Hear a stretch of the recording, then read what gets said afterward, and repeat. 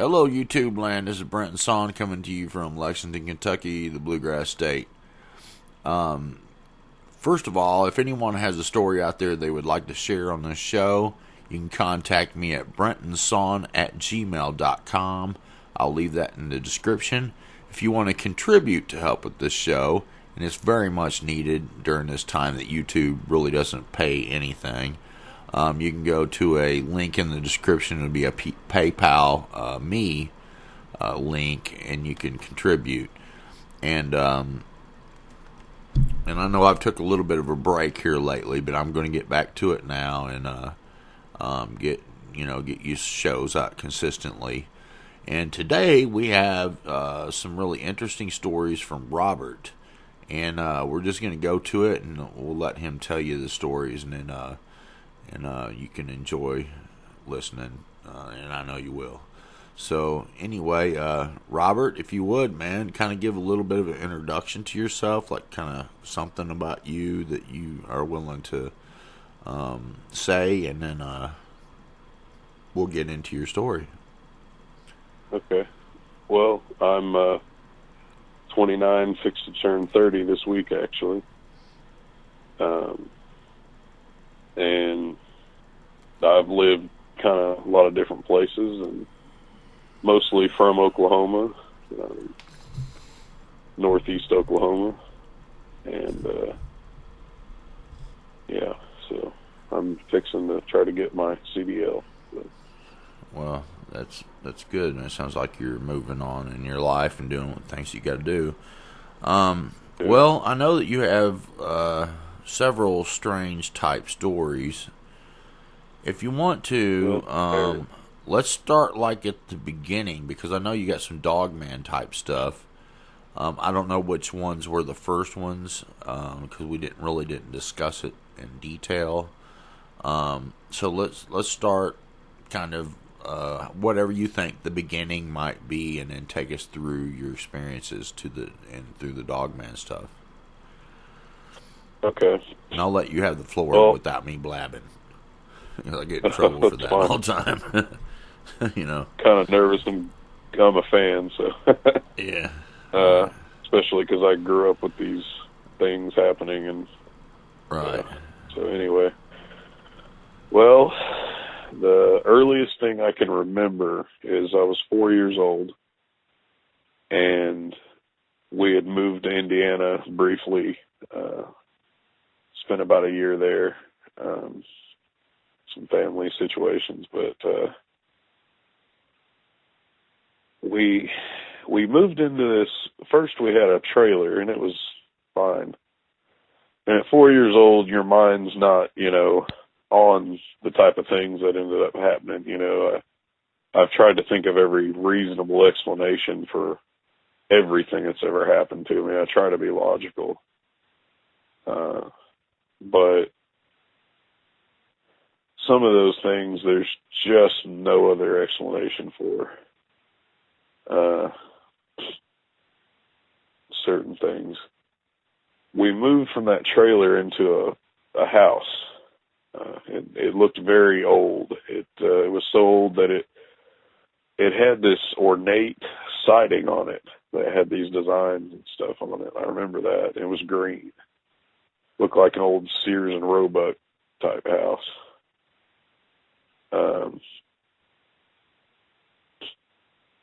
And I'm not sure that age has anything to do with it, but probably. A lot of things can happen in so many years. But yeah, I think the age and even what happened in the house. Yeah, events, a lot of times older houses have things happen, because I've done when I was in the construction business, I did jobs at old houses and had encounters with things.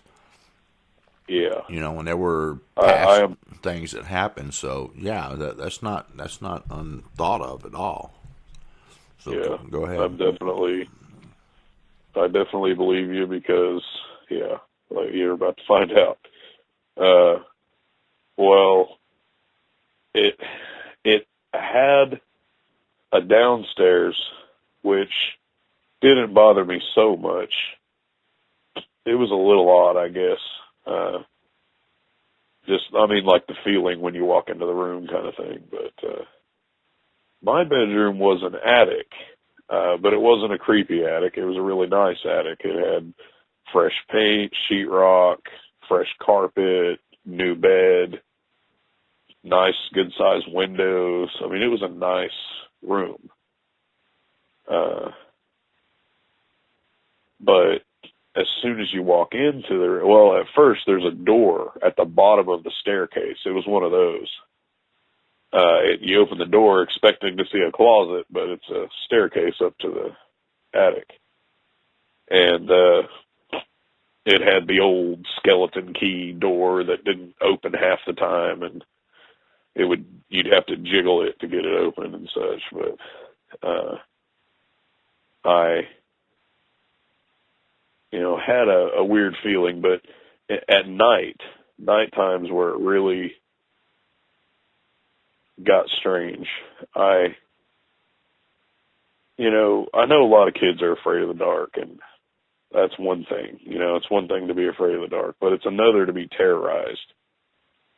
The room was white. It was solid white except for the dark blue carpet. So even in the dark, you could see around in the room, what little ambient light, you could see, kind of like when there's snow outside and you can see at night, but in a way. But anyways, so there's a corner of the room and there's nothing in it. It's just an empty corner. You can see the wall. There's no reason to think that there would be anything there. But for some reason, this overwhelmingly evil, that's the only way I can explain it, this overwhelmingly evil feeling comes over me. And I see this, all I can explain is that it's in the corner. It's not a solid form, but it's just a darkness. It's even darker in that corner than anywhere else in the room, and there's no reason it should be any darker. The whole room's dark. There's no light, necessarily. But in that corner, I just got this feeling like something was there. And I remember I would grip my comforter, and I would sweat profusely, like my pillow would be soaking. And of course, after a while, I started having, tears and everything. I was scared. So at night, I would hop up, run down the stairs, and it really freaked me out, hitting that door, because it wouldn't always open right away, You think it's after you for sure, And I'd pop that door open, and I'd go downstairs and sleep on the couch. And my mom kept finding me there every morning, and she just, typical mom, she's going to say, oh, it's just you're scared of the dark and this and this and this. And I was like, Mom, I promise it is not anything like that. There is something there. There is an actual something there. And, a lot of people would just dismiss it like that. But I can look back at nearly 30 years of age and still to this day say there was something evil in that room. And it loved to terrorize me. It loved to fill me with this fear. It was just, I don't know, it was bad. What was there something you had experienced before this? Not that I remember. I was 4, so well, you might have had some kind of experience, because most people don't have that kind of fear. Even if there was something there, they might not. Maybe they would, maybe they wouldn't. I don't know. But in general, though, people don't have those kind of fears. But I lived with those kind of fears because of an encounter I had when I was 5 years old with the devil thing that was red with the curled ram horns that came out of the wall and grabbed hold of me in front of my sister too. So I couldn't even deny that it happened because she saw it. And so every time I was going down the stairs, like we lived in this other house, other than where I had that encounter in Marion, Indiana. I had we had a house in Indiana. Columbia City and Fort Wayne and stuff like that. I would be scared at night, and like in Columbia City, I remember going down the stairs and being terrified going down these stairs, and I was worried about that kind of thing happening again. But to me, I was fearful because of what had happened before, where you were having an actual presence that you were sensing really, and that was making you fearful. Where I probably didn't have a presence present when I was scared in these other places, but I was still scared just because of what I experienced. What do you think that's accurate? Oh yeah, absolutely. For me, that experience may have been what amplified future regular, normal, childish fears. You see a scary movie, you Right. have nightmares, that kind of thing. The only thing I really saw with that experience is, like I said, in that corner, it was incredibly dark, and it's almost like it was shadowy, and it's like I saw the shadows kind of shifting. But it wasn't any you were looking at a form. shadow. You were looking at a shadow person in the corner.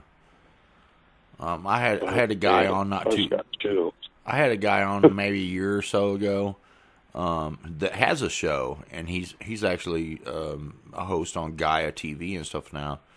And he had almost the same thing happen with a dark area that basically ended up standing up, and it was taller than the ceiling. And yeah, and so these dark, shadowy areas, when you notice that there's a dark, shadowy area in a room, and it's ominous to you, it's very possibly a shadow person squatted down, or crunched down, or shrunk down, or whatever they can do. I'm not sure, but it was probably an entity that was actually there. And it was waiting for you to go to sleep, and it was going to haunt your dreams. Because those things will haunt your dreams, dude. When you go to sleep, they'll hover over you and give you nightmares that are unbelievable. I've had it happen to me. That makes sense, because I've had another encounter more recently that literally, at one point, it was literally hovering over me when I woke up in the middle of the night. So yeah, and I've had people on the show before that said they woke up from horrifying encounters in their dreams, and there was a being hovering right over them. Him and his wife. One of the cases, it was a guy and his wife. They both had the same dream, and there was a being that was hovering right over their bed, and it was giving them the dream. Yeah, there are ominous figures that can do these kind of things in the night, and it's absolutely incredible to even ponder. Well, that would explain all the horrible nightmares I had growing up. Right. Yeah. I used to have some really bad ones. Yeah. Well, go on and tell your story, man. I'll hush up from now. No, it's cool. I got a bad problem with bumping my gums, but you go ahead, man. I like the input. I like the insight, Yeah, I think it was an important input, so I think that absolutely. That was good. All right, go ahead. If you have a thought, just let me know. Yeah. Okay. Yes, sir. All right. Well, that was the first major thing that I can remember. And it's weird. I feel like it's kind of weird that I can remember 4 years old so well, but it was so strong, like every detail is captured in my mind of that time period, at least right around that. But anyway, there's been several things, and it's kind of sad, but there's been so many things that it's become commonplace for me to. It's just part of my life, and it's almost. Sometimes I kind of feel like I lead a double life, because I don't like to talk about it with people, because I don't like their reactions and their assumptions and judgment and all that. But I don't know, I guess now I just kind of feel like I'm to the age that I can be reasonable about it. And if people don't like it, that's, that's up to them. But, anyway, so my point of saying that was that there's probably more stories, more things that have happened. It's become so common that I just try to push it out of my mind, because what kid growing up wants to think about that, Like, what kid wants to be haunted by these things? I try to block as much of that out as I can. So if I forget something and I remember it later, I'll definitely let you know, Brenton. But for now, the biggest things I can remember, trying to think of what else before the recent years. Well, I'll just go to that, I guess.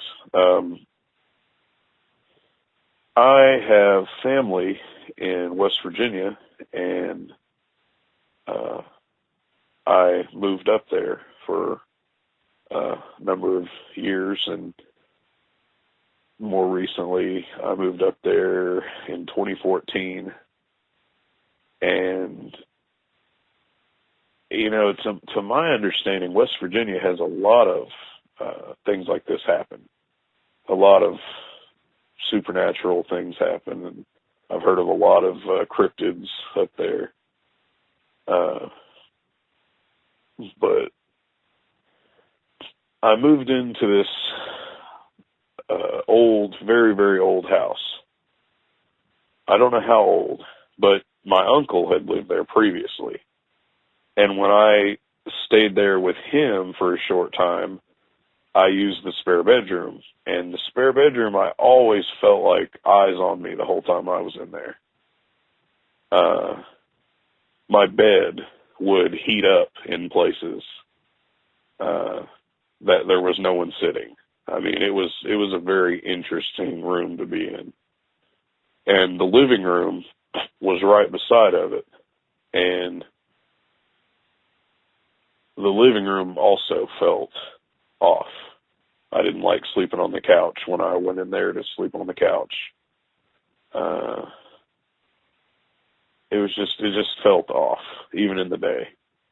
But it's like once you went through the living room into the kitchen, it's like you went through a barrier or something, because I just felt better when I walked into the kitchen, and then the bedroom on the side of the kitchen, and the laundry room and the bathroom behind them.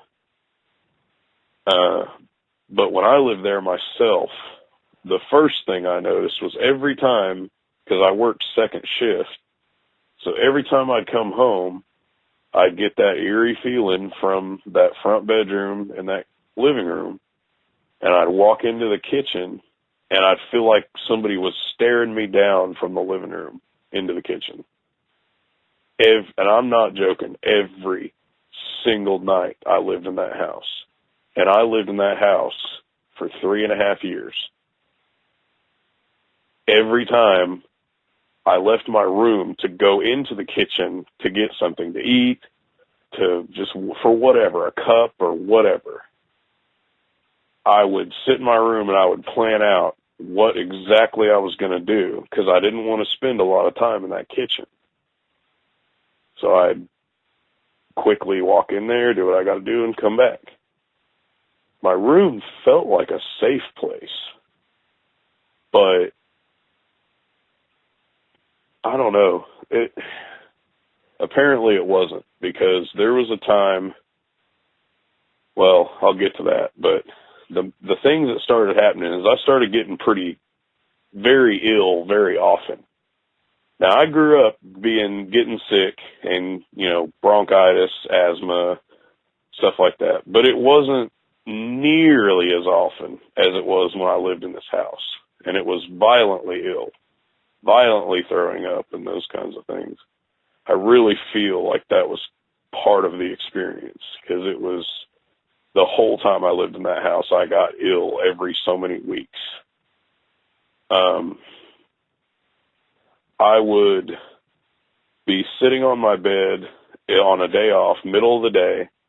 I might be playing a video game, or I might be watching a movie.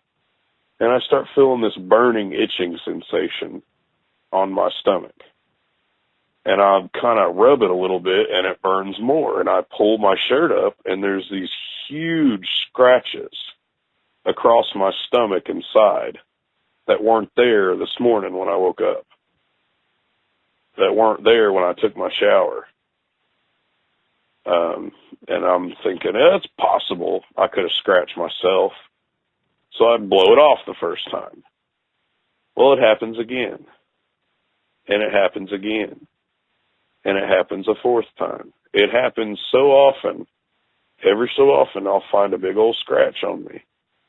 And I'm like, where are these coming from? I know I'm not doing this. What is this? Now I remember these scratches, are they 2, 3, 4, or one? One. Just one. Okay. One scratch at a time. Like how deep? Well, it was exactly like when a cat scratches you.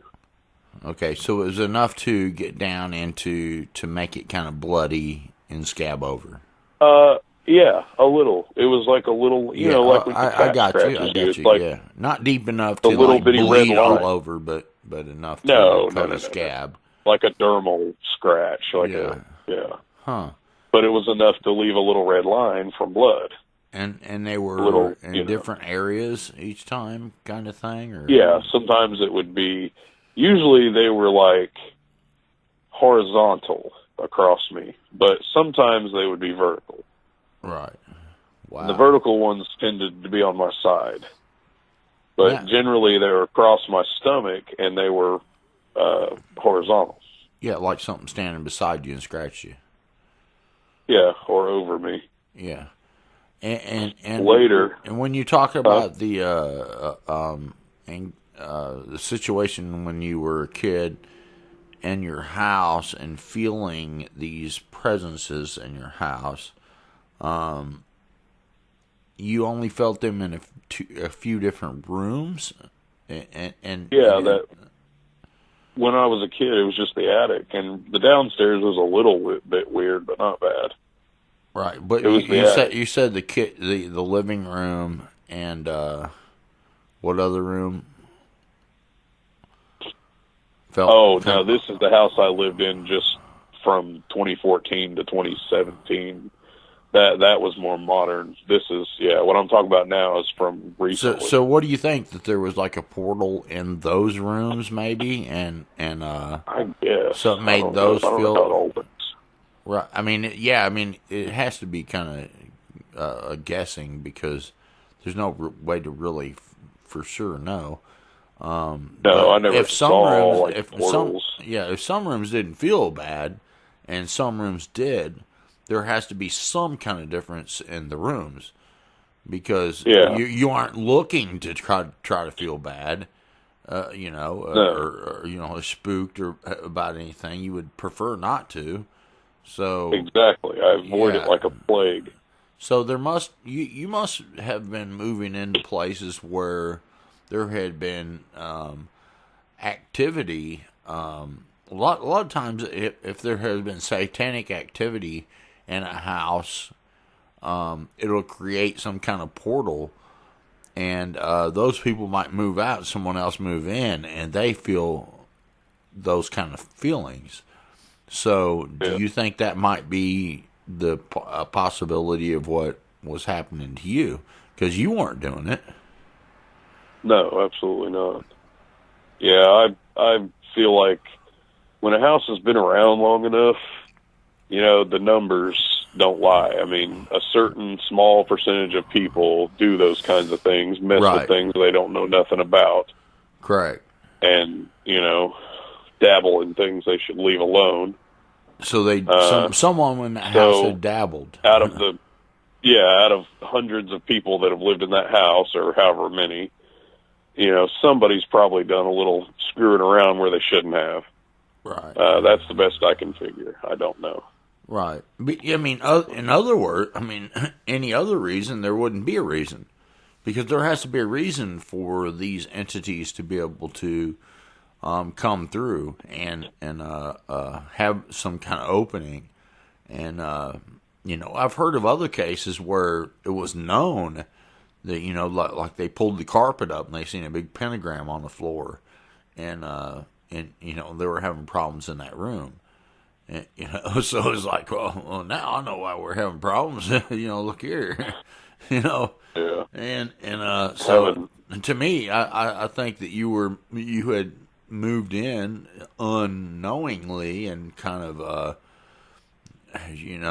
unlucky, that you had moved into some places that had activity going on in certain areas of the home, and therefore you were having certain kind of encounters in certain areas of the home, and they could probably still migrate to the bedroom even if you didn't have that kind of feeling, Yeah, they did, apparently, because right later on,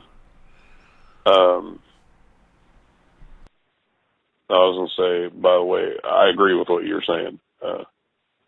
Yeah, that's how I kind of feel about it too. Like, I don't know a lot of the in-depth details about the spiritual stuff, but I kind of figure that, you do the math, how many people have lived here, what percentage of people dabble, it's going to happen. So over a long life, a long, big, 100-year-old house or 80-year-old house or whatever. But what happened later, I'd been there at least a couple of years. I can't say the date for sure, but I woke up in the middle of the night, as I often do. I have anxiety and things, and as you can imagine, growing up with these things, I have anxiety. So I wake up and, I, like anybody else, I just look around and think and whatever. And I'm still laying down and I see something move out of the corner of my eye, and I look over. And it's like this, I don't know if you've ever seen on like science shows where they'll take a glass of water and they'll pour ink into it and watch what happens. It was like that, but it was in the air float.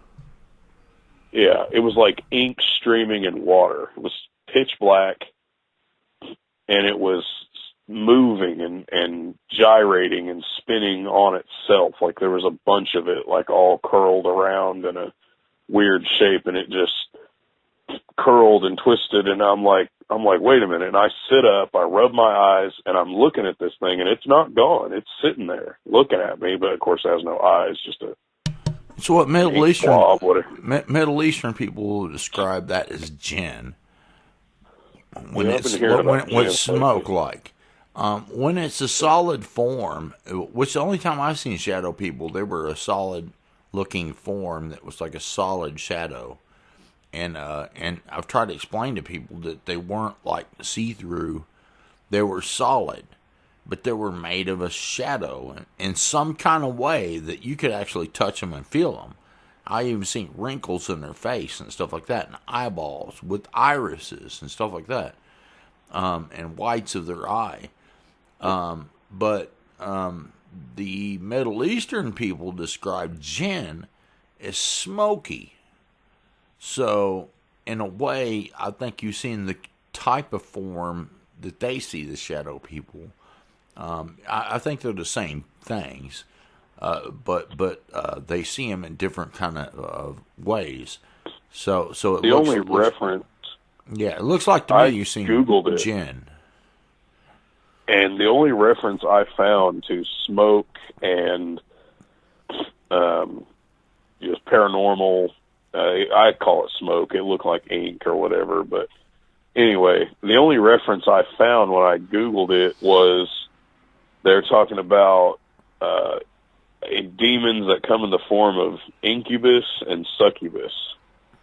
Right. They do come in. They still come in that form. And they give you, they either appear to you, if you have a significant other, this is the legend, they appear to you as that significant other and copulate and all that, or they appear like that smoky stuff, and they give you dreams like that, Right. personal dreams. And throughout my life, I haven't had a lot of those kind of dreams, but I was having those kind of dreams around that time. So it just kind of made sense to. That's what really hit me funny. Right. I was like, is that what this is? I don't know. Some people have those kind of dreams and think they were actually real encounters too. Yeah. Well, but these they weren't remember like it as that. a They were dream. vague, but yeah.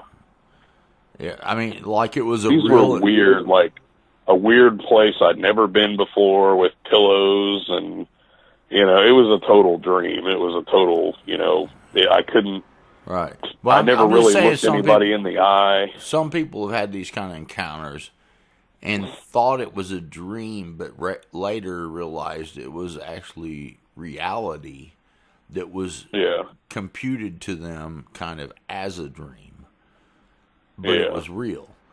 And that has to do more with the kind of like the alien abduction scenario kind of stuff. Oh, okay. But I mean, who knows? I mean, I don't know Yeah. because I mean, There's no you telling. can't prove any of it. So Yeah. One thing I want to make very clear is I'm not saying that I know anything. I mean, I'm just going by you're some pondering these. references, and Yeah, I mean, I'm just telling people what what happened. That's right. all I can do. I don't know anything for sure. The only thing I know for sure is what actually happened. I think there's real entities messing with you. I mean, I really do. Because I don't think that these dreams, I don't think they're dreams at all. Like your mind has made it up. I think that there's real beings messing with you, but they can mess with you in dream state. You think about it in the scripture, there was angels that came to people in dreams, like Joseph, for instance. Joseph had an angel come to him inside of a dream, a real angel that exists and has a real Didn't body. that angel tell him that his virgin wife was going to bear a child of the Lord and all that? And don't reject her, right? So there was a real entity that came to him inside the dream. And there was other cases in the scriptures where entities came to people inside dreams and gave them messages, and so don't think today that there can't be negative or positive entities that can come to you inside of a dream and give you a message of some kind or do something or whatever. It's possible. I don't doubt that. I mean, because of the things I've experienced, I keep an open mind, for a lot of things. But this thing that happened as far as the inky, smoky stuff, that did happen. That was no dream. But I have had weird dreams, but I'd take forever to go into all those, but, even if I could remember them all. But anyway, so that was, also, when I would go to the bathroom, I would be sitting on the toilet, and there's a window in the bathroom, and there was never anything around. It was a country neighborhood. It was nice outside. But for some reason, not every time, but just about, I mean, maybe 8 times out of 10, I'd go in the bathroom and sit on the toilet, and I felt like someone was staring at me through that window. And another family member of mine had said the same thing. Like, it's weird. Like, when they go in that bathroom, they feel like they're being watched through the window. Yeah. So I never felt comfortable in that house. And like I said, I got sick a lot, and it was very, at first I thought it was normal, but as often as it was happening, it was very abnormal. So, and the last thing that happened at that house that I can recall right now, and of course the major things stick in your mind,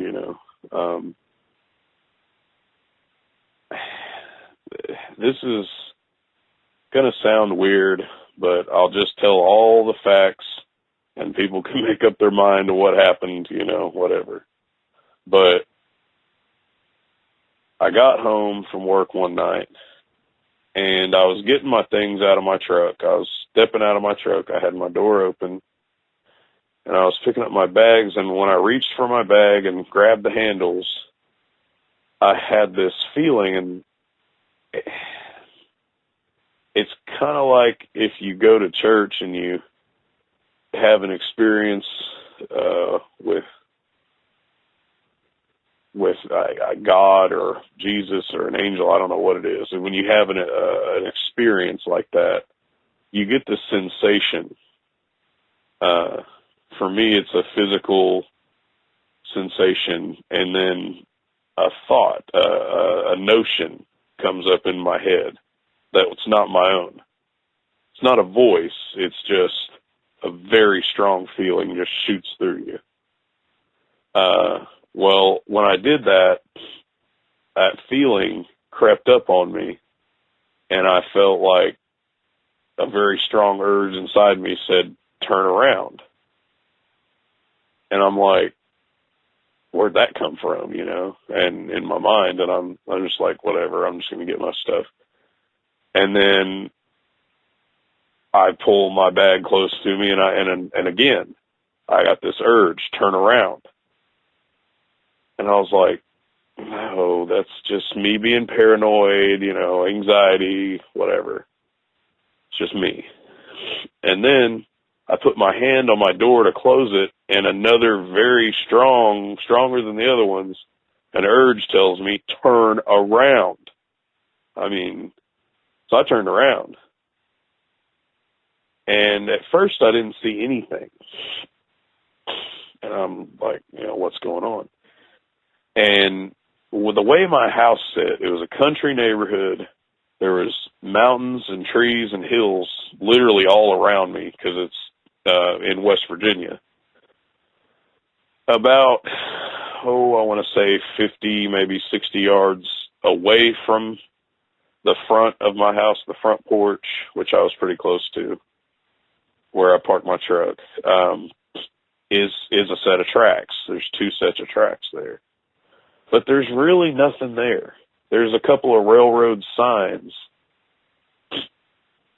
and I think there's like a little electrical box or something, but no lights that I can remember there being any lights on them. And kind of to my right, which to the right, there's no equipment. It's all just tracks.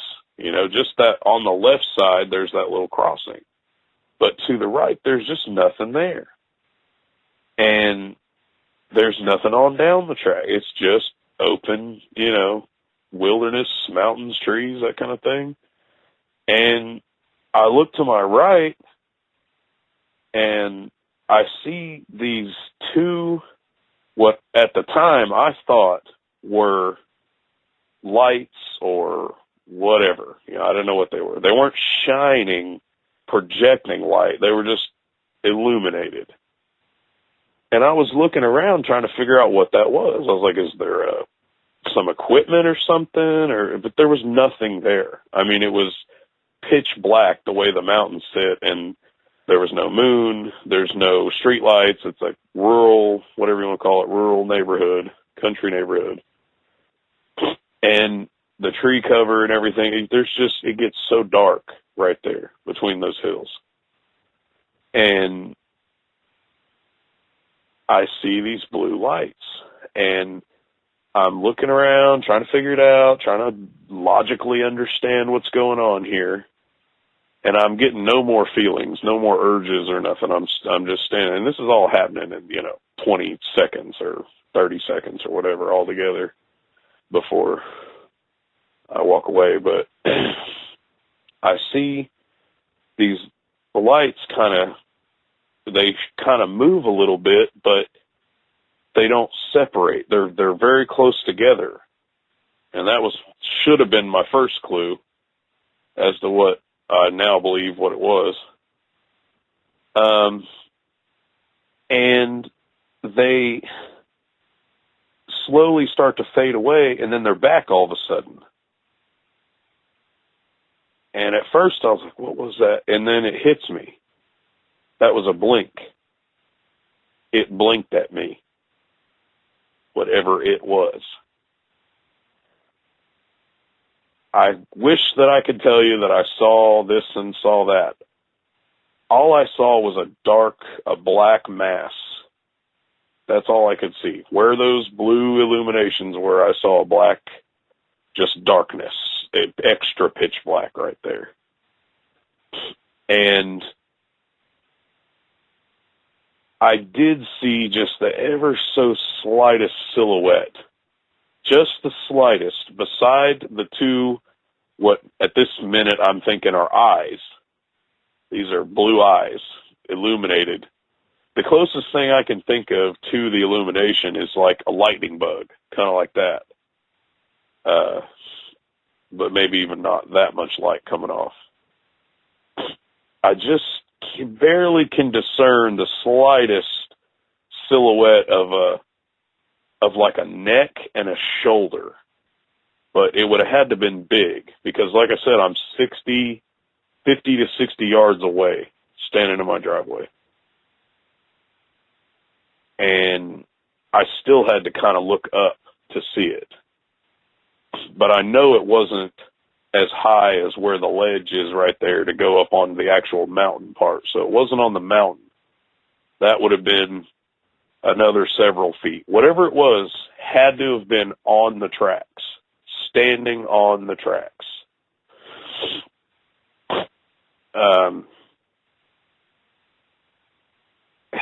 So I kind of had an idea of what I thought it might be. I'm familiar with cryptids and things. I had an idea that it might have been after a while, and like I said, I'm trying to analyze and pick this thing apart, like it's trying to say it's nothing, in my mind. And I don't believe in those things, even though I do keep an open mind. I try to think like, I don't believe in this. I don't believe in this. This is not real. I have enough paranormal crap to deal with. I don't want to believe in this either. So it kind of hits me that there's a possibility that it could be a large, upright canine. So I'm like, no. I was thinking if it wanted me dead, I'd be dead. There's nothing I can do. So I'm going to quietly, I said in my head, I'm just going to quietly, I'm going to go ahead and turn back around, lock my door, shut my door, the truck door, and walk up to the house, put my key in my door, and go home, go to bed. That's what I'm going to do. Because if it wants me, it can get me. If it is what I think it is.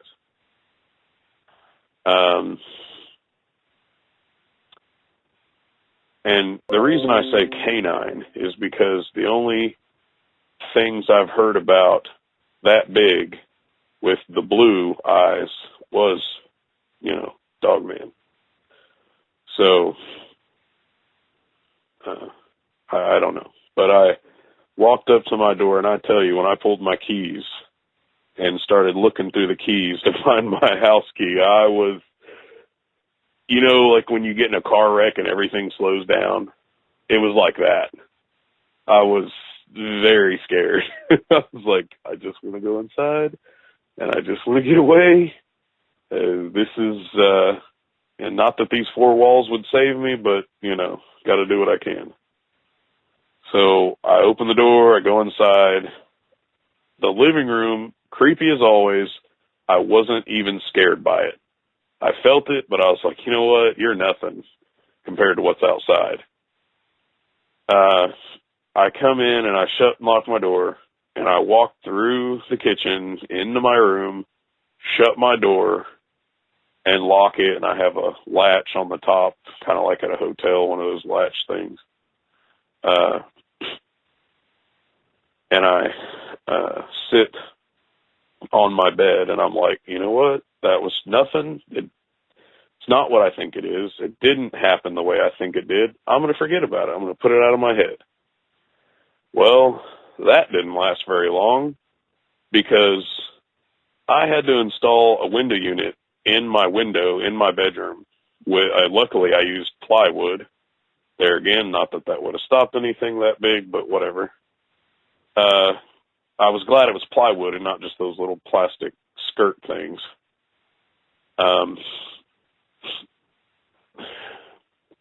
But because it was an opening and it wasn't caulked and sealed, I could hear outside really well, you know. I could hear my cat walk by. And it wasn't really my cat, it was a stray cat I fed, but anyway, whatever.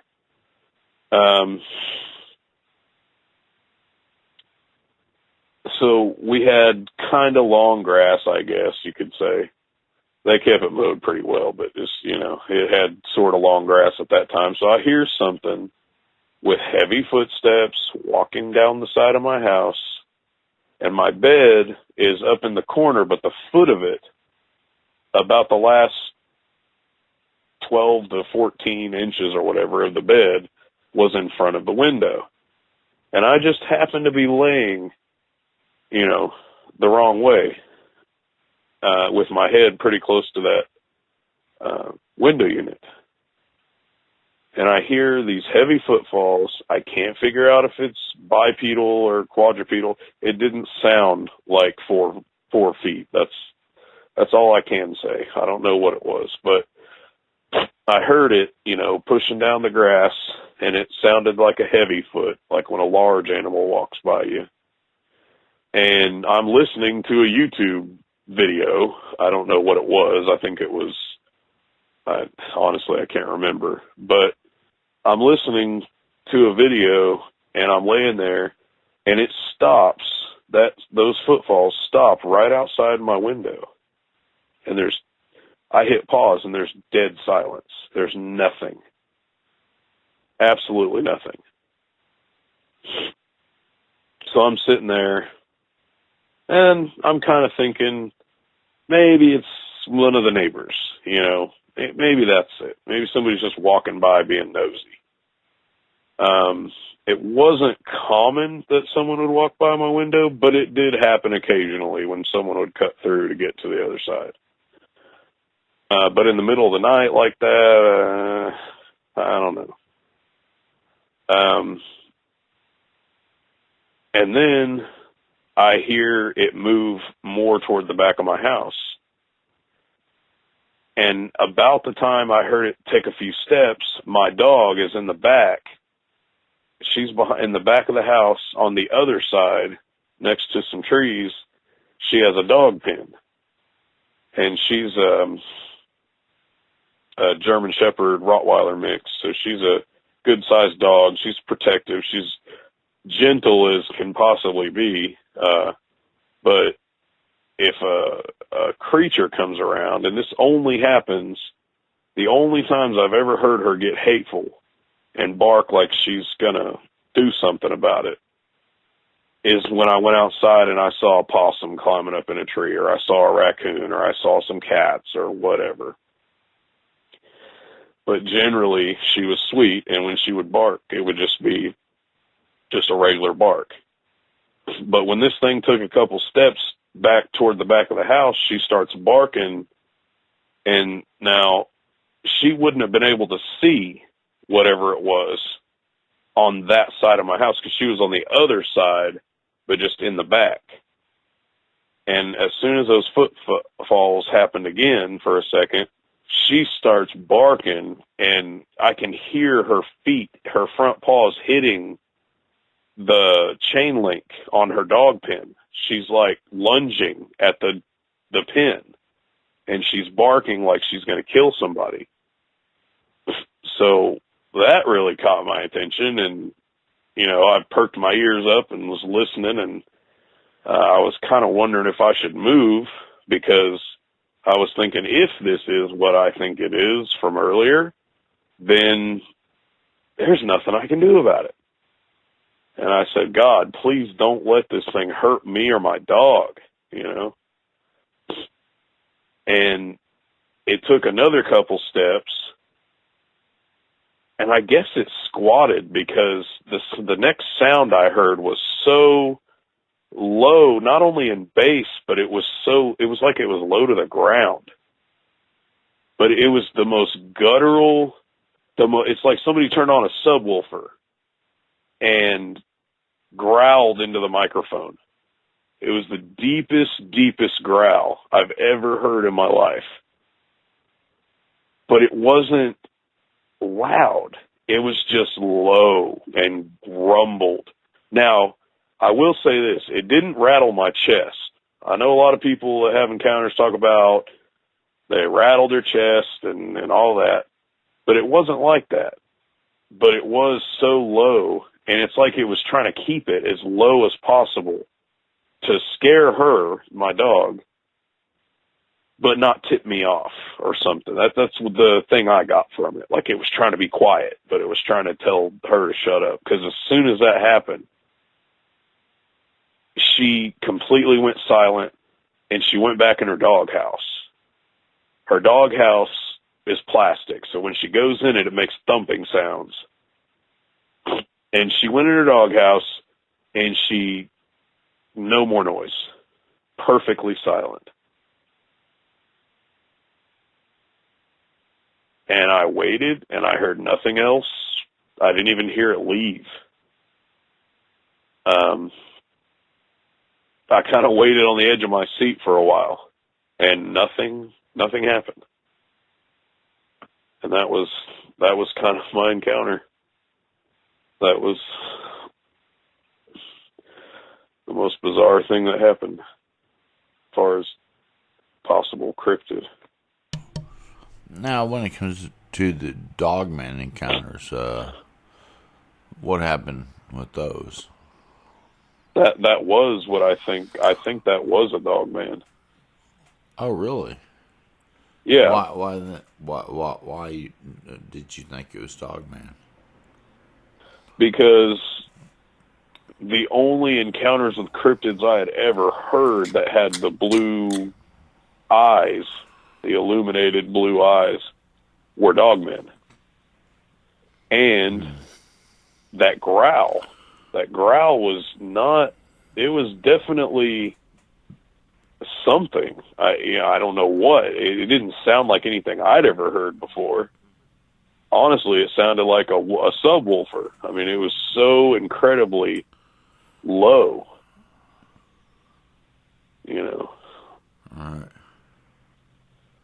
That was what I think was a Dogman. All right. Fair enough. Doesn't seem like Dogman because you didn't see it, but well, see, and that's the thing. I didn't see it might be full different. frontal, but I don't think I would have. Once I kind of figured on what it was, I didn't want to see it. I was like, walking away. Right. When I saw the eyes in the driveway, just outside of the driveway, across on them tracks, I didn't. And like I said, it had to have been tall because the eyes where the blue, was had to be tall. And like I said, I saw a slight silhouette of like a neck and a shoulder. It was just a dark mass is all I can figure. Whoa. I couldn't see teeth and all that mess. All right. I just saw eyes and like I said, like a neck and shoulder possible silhouette. Was there any other kind of entity that you might have had an encounter with that you would like to describe?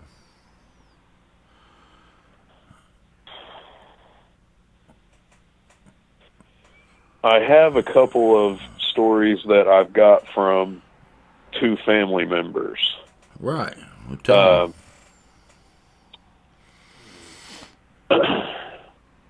I got permission for one of them. Right. The other one, I'll just leave out, details of who they are. All right.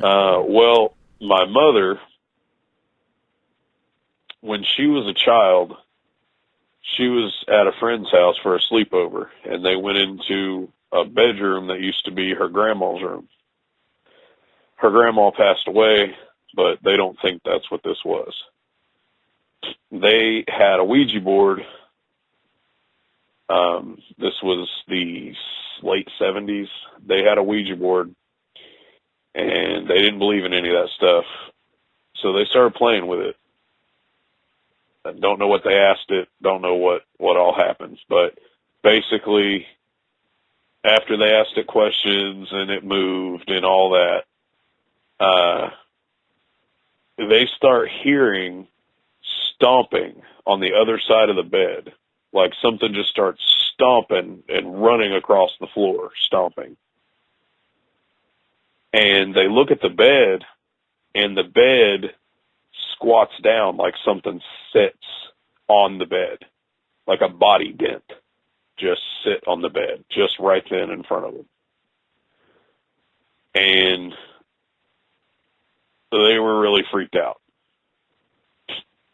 And they said later they touched that spot and it was warm, like a body had been sitting there. But also, when they went to leave the room, it was their grandma's room, and her grandma had a framed velvet picture of Jesus. And she said it dropped and hit the floor and split right down the center. And she never touched a Ouija board again. She never went back to that house, to my knowledge. So, yeah, that's what happened there.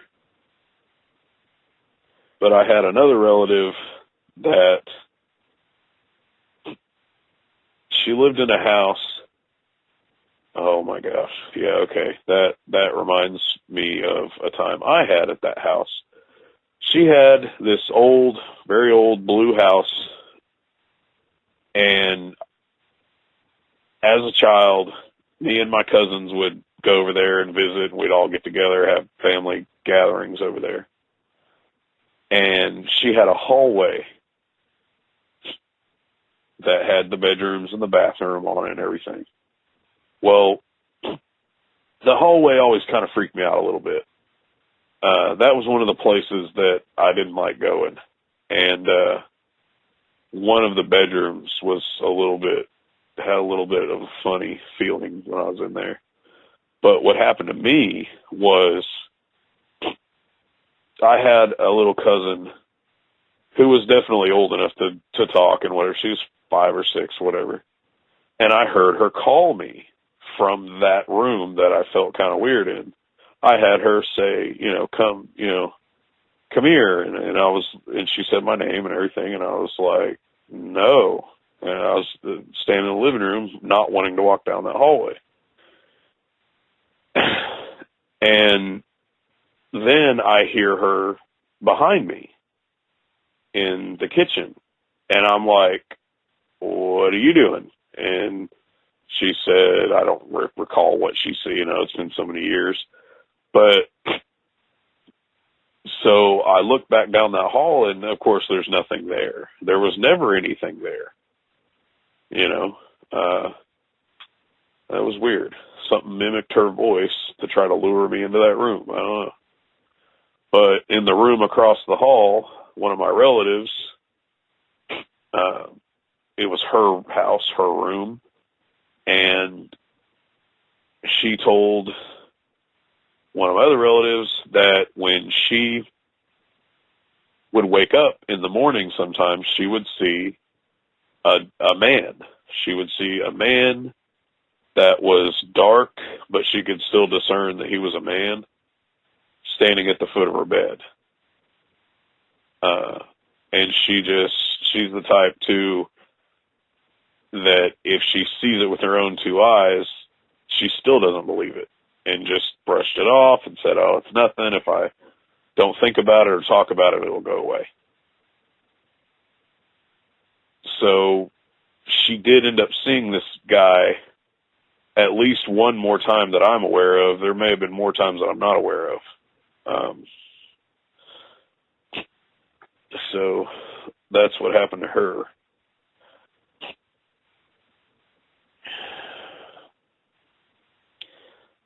I've asked relatives, because I've always wondered why these things happen to me.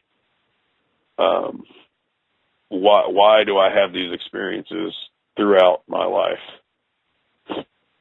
And I have a grandfather that is very knowledgeable of the Bible. He's read, I believe, all the Bible, and I know he's compared different versions of Bibles, and read through them. And he was a youth leader, I guess you could say, in church youth groups and stuff, some survival stuff and things like that, camping, survival stuff, and fellowship, of course.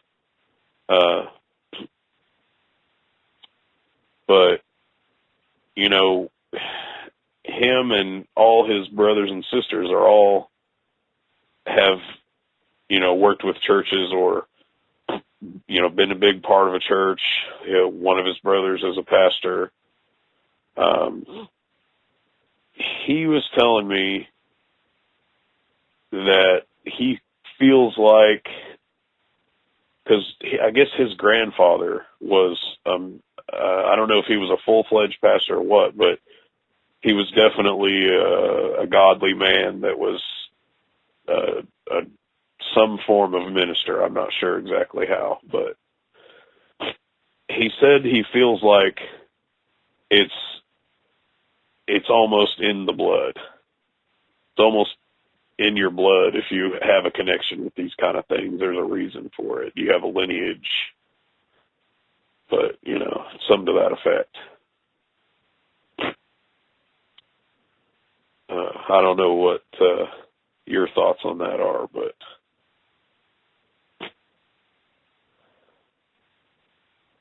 Brenton, are you there?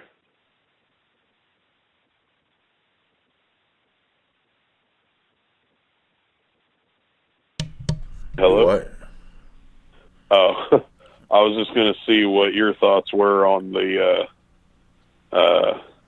lineage of, is there something to do with heritage that makes people more susceptible to paranormal things? I don't know. That's just what I thought. It's hard to say, man. I mean, there's no way to really know. Yeah. For real, there isn't. It seems to be like kind of a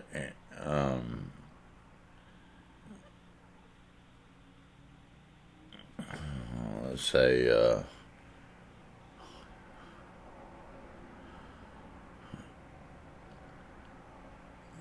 let's say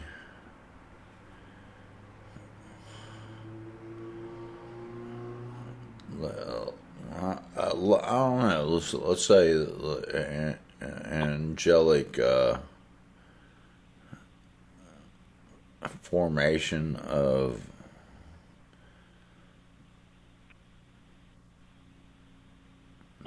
possible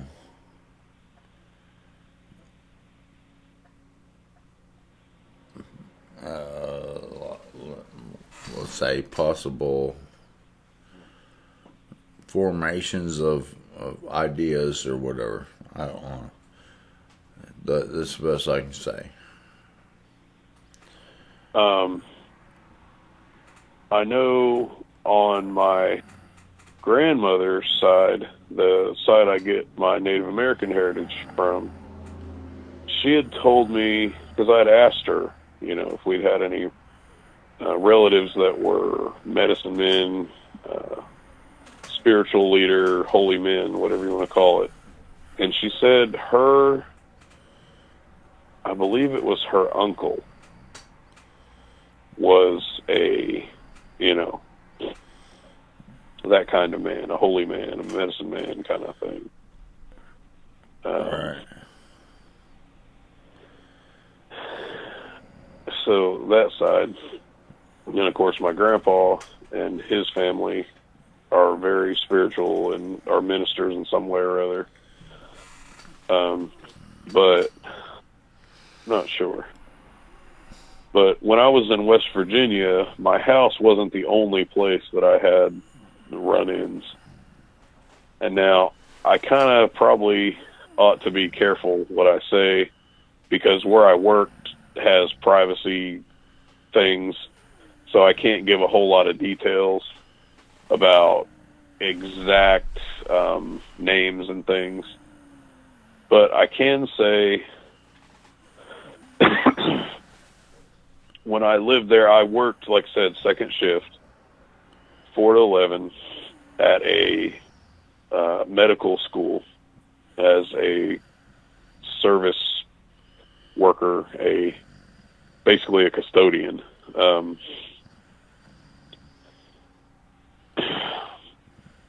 school's really old there again. Some buildings were newer than others. One was brand new, but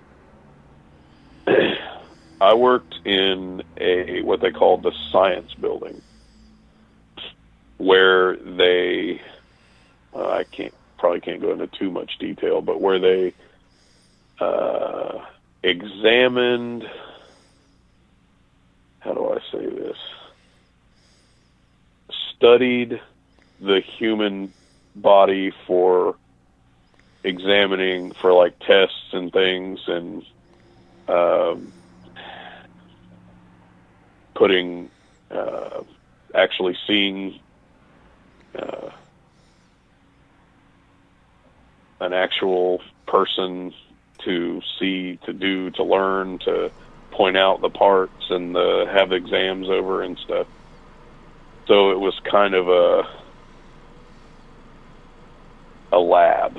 It was a lab area, and like I say, they're strict about their privacy stuff, so I can't go into a lot of detail. But basically, there were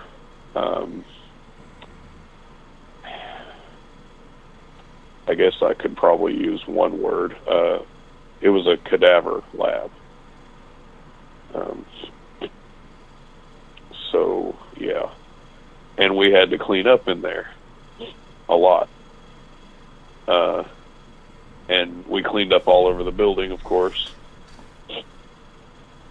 Really, the upstairs, where there was just regular science labs, was the scariest part of that whole place.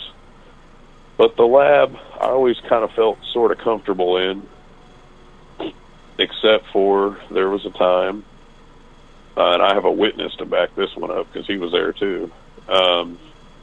Me and my buddy were, luckily I got to work with my buddy for a while, and we were mopping the lab. It was our last thing. We cleaned everything, got everything done, and we were mopping the lab up, and there's an A lab and a B lab, and there's a little breezeway in between, a little narrow, like a hallway kind of thing. It's wide, but it's narrower than the rooms.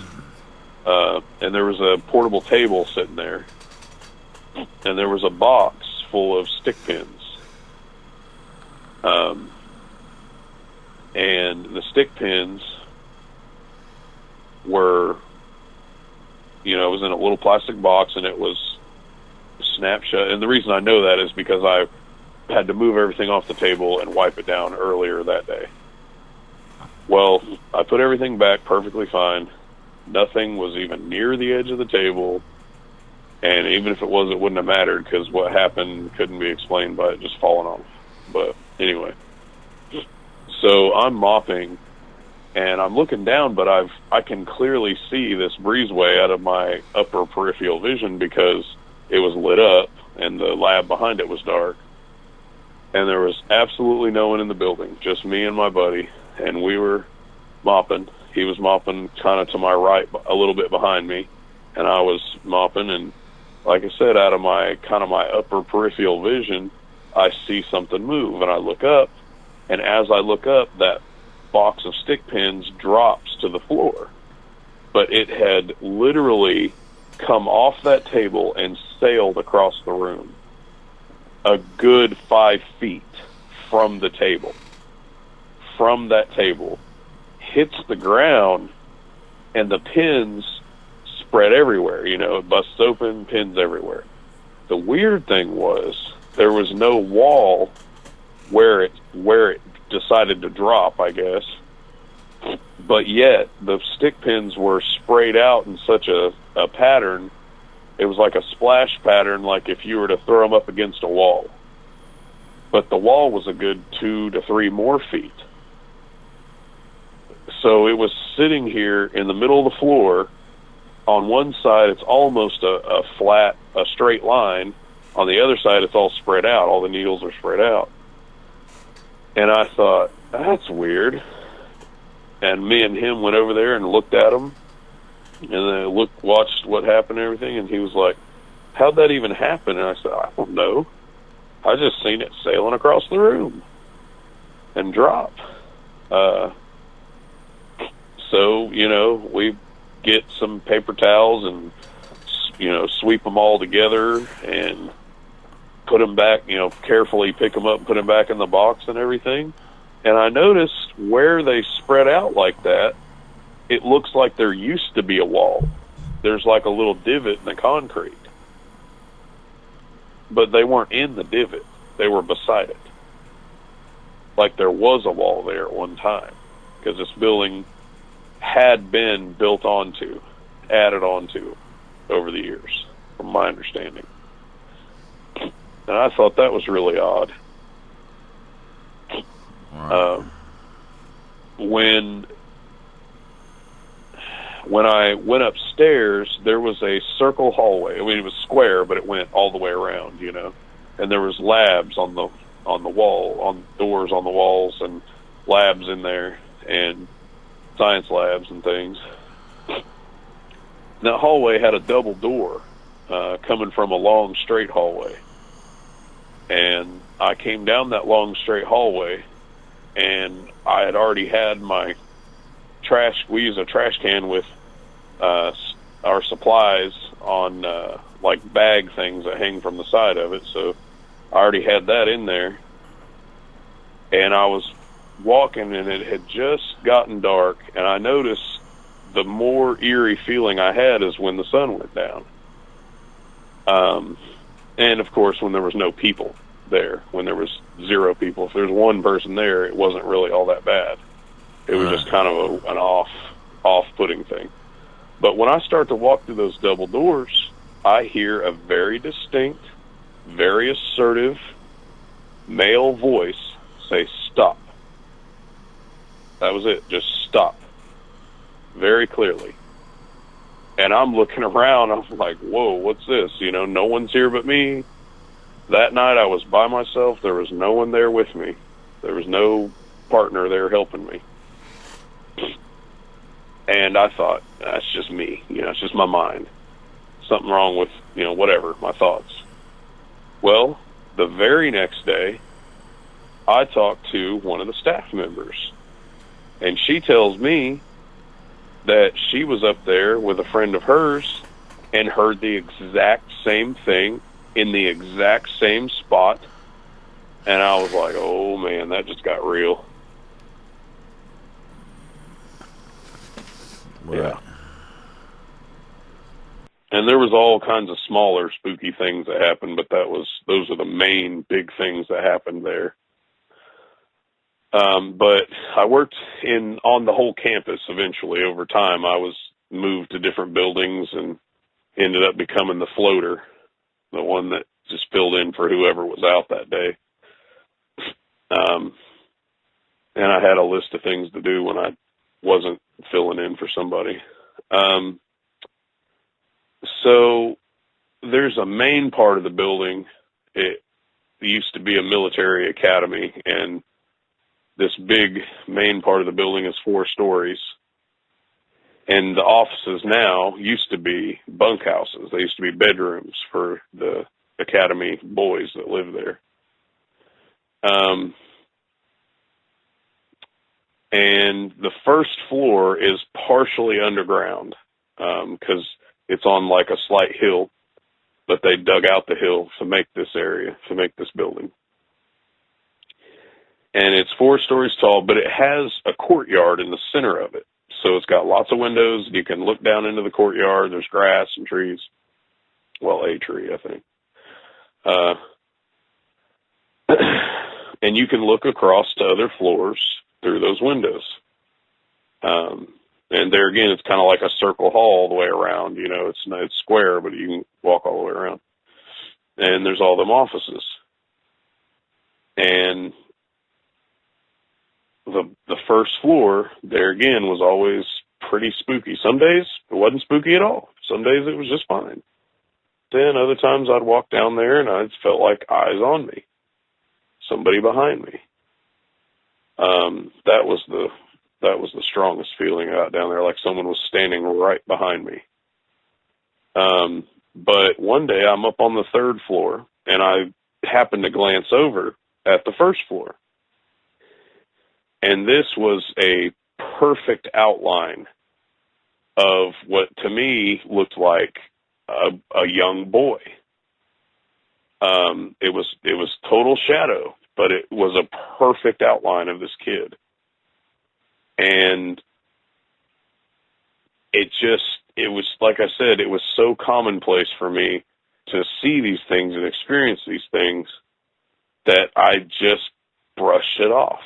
I was just like, oh, well, there's another thing. And I looked away, and then I thought, wait a minute. And I looked back, and it's still there. It's just a pitch black.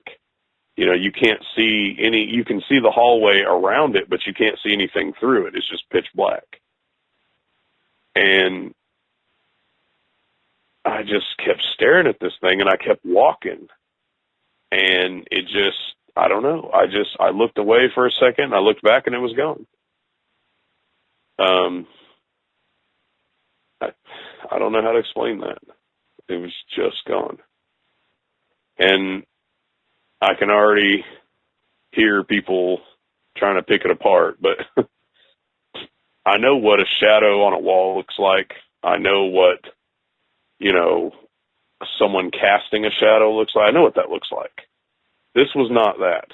This was a solid figure standing, three-dimensional, next to the window, and it looked like if I could see its head, it kind of looked like its head was tilted up.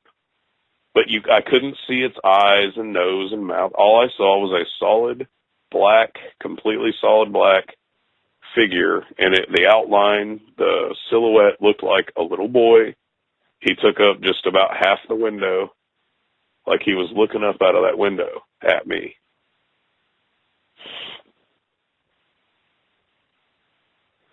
Just things like that happened. Another room down on the other end of the building, I think it was the third floor, and it was a room toward the back of the hall. I want to say it was about the fourth from the last door on the left. I walk into the room, and, you know, feels kind of off, but what else is new in this building? So I just go about my business, and I go to leave. And as I leave, I'm pulling the door shut, and I hear the loudest, it was like a whisper, but it was the loudest whisper I've ever heard in my life, right in my ear. I felt the wind, the hot air off of it in my ear.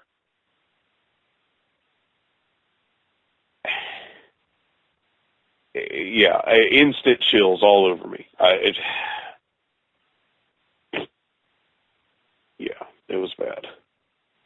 I had to stop. I had to take a minute, and I had to go into another office where there was a person, and I sat down, and I was just like, I knew this person. I was like, I need a minute.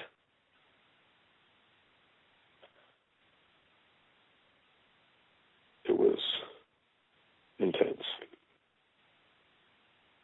The words sounded like stay, but it was fast and loud. It was just like really like that. And that kind of freaks me out because it sounded almost just like it. But it was really loud, right in my ear. I felt the hot air off the breath or whatever. But there again, no one there, nothing, empty hallway.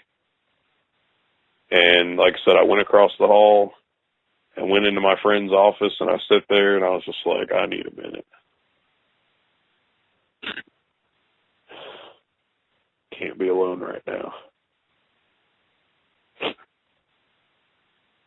So, like I said, these things have been happening for a very long time. Just here and there over the years.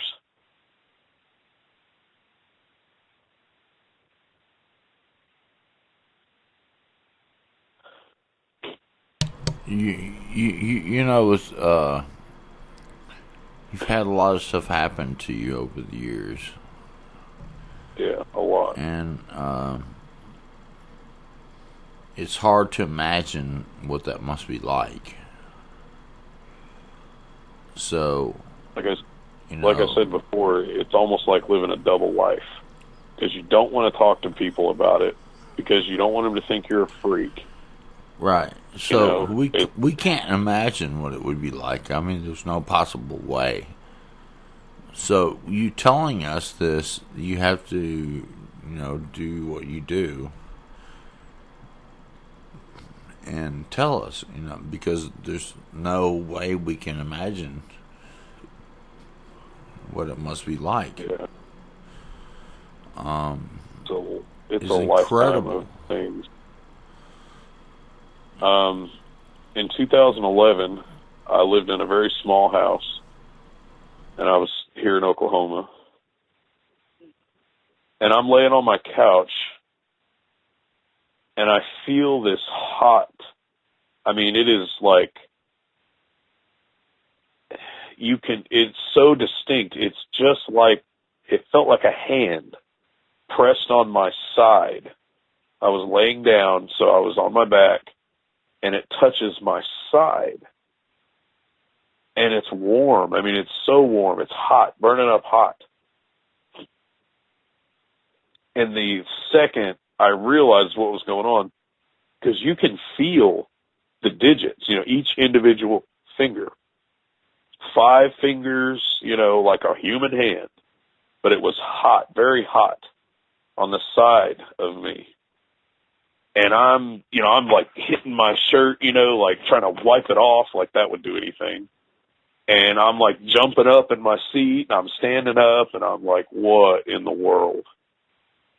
Not again, not a friggin' again. 2 other times, which I don't remember the exact where I was and all that. 2 other times on the same side, but on the back of my shoulder, I felt a hot hand touch me on the back of my shoulder, on my shoulder blade. 2 separate times before that in previous years. Yeah, it never ends. And there's always something eventually. May take weeks, may take years, but eventually something else will happen. As I'm talking to you now, I'm sure something else will happen down the road.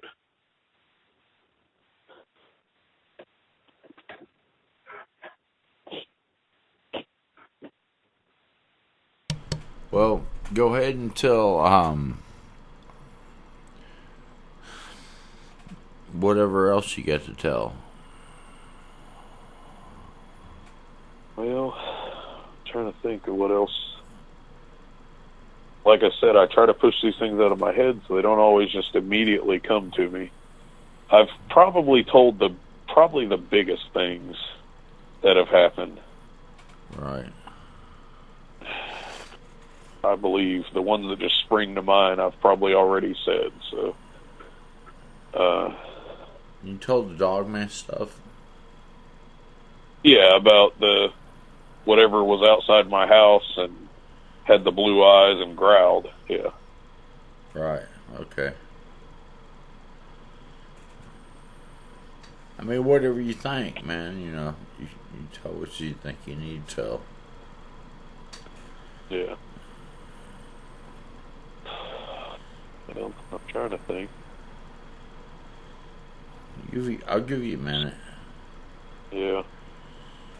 like I said, everything that just springs to mind, I've already said, but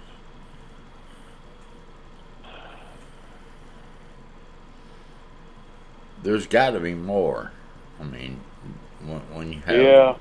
I mean, I've had horrible nightmares all throughout my childhood. I mean, everything you can think of, from, movie monsters to people, or, a certain person attacking me, or had a dream I was strangled and well, yeah, tell about some of those, man, because slung those a around the lot of room. times, those a lot of times are reality. Yeah, and that one I almost wonder what happened. I kind of felt like it actually happened, but I think later I thought it was a dream. I had a dream, or so I thought, that I was, might have been a little bit before my 4-year-old. It might have been when I was 3. But I had a dream that somebody picked me up by my ankles and swung me around a room, around my bedroom, and then proceeded to choke me with their hands around my neck. And this person was someone that I knew. It was a guy that my mom was seeing back then. But I woke up from it, so I thought it was a dream. Maybe it was. Maybe it was just, my little kid mind just thinking something bad. I don't know. But I remember when I was being swung around the room, I looked up and I seen my ceiling fan spinning. And I could almost see the blades of the fan because I was spinning about the same speed as the ceiling fan. It was a very vivid dream, so I don't know if it was a dream or not, but I really feel like it was.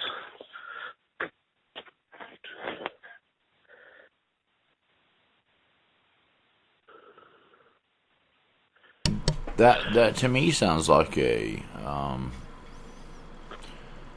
dream that you should pay attention to. Yeah, probably. I mean, Such early childhood, I don't know. Yeah, early dream that you're being swung around and it's the same speed as the fan. I mean, come on, Yeah, I don't know. I mean, the room didn't blur. I could see everything as I was swinging around. I could see my the things. fact that you can see is a big indicator. Yeah.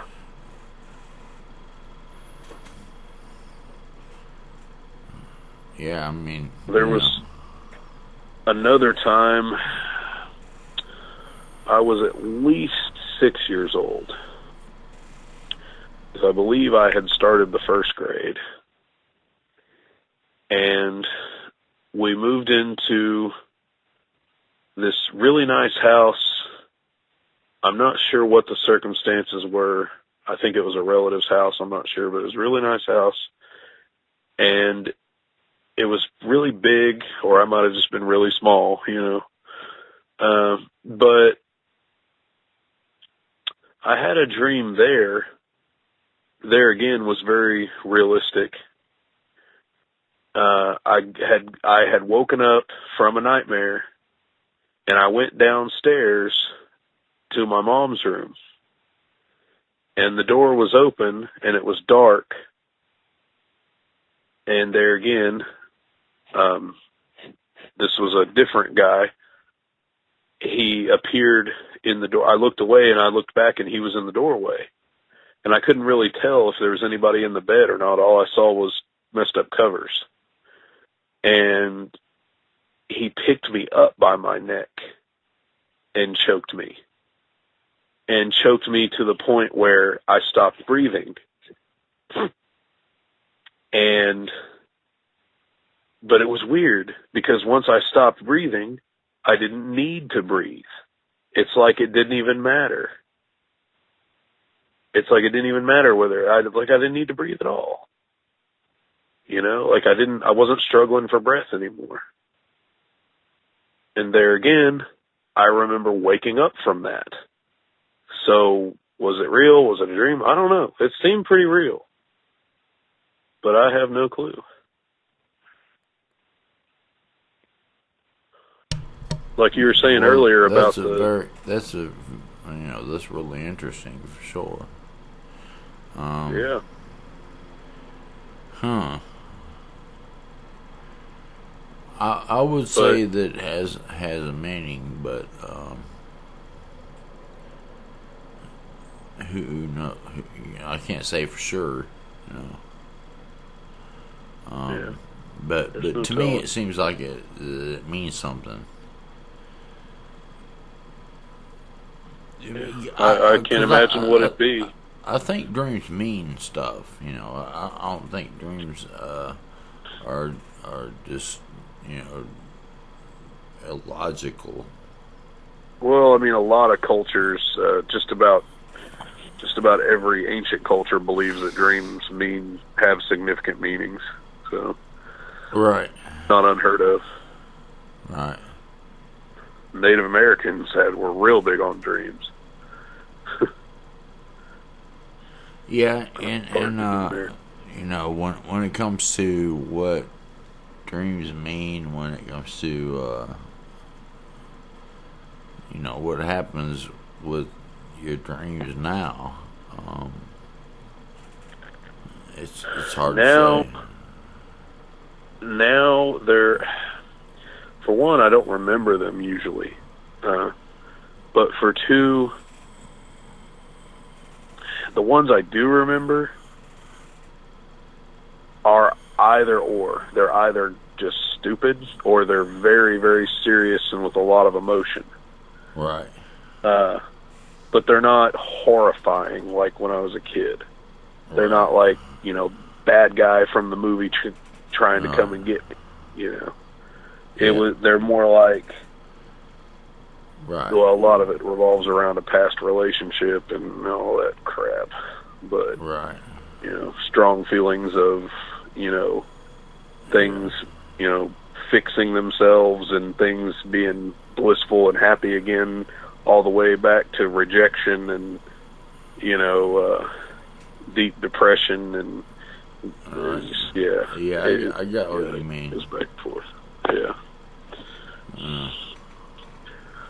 Well, thank you for sharing your story, and God bless you.